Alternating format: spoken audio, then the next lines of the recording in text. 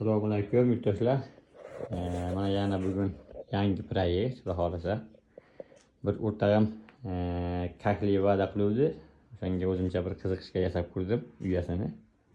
Ikkita kayli uchun moslashgan, shunga obroz qilib bermoqchiman.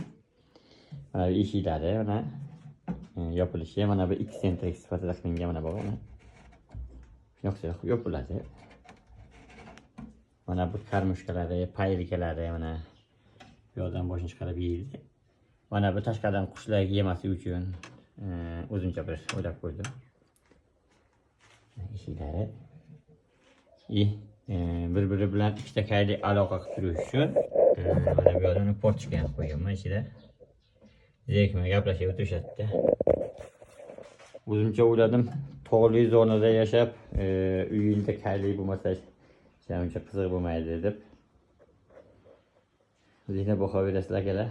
Kamchiliklari bo'lsa yozib olsangiz to'g'rilab qo'yamiz.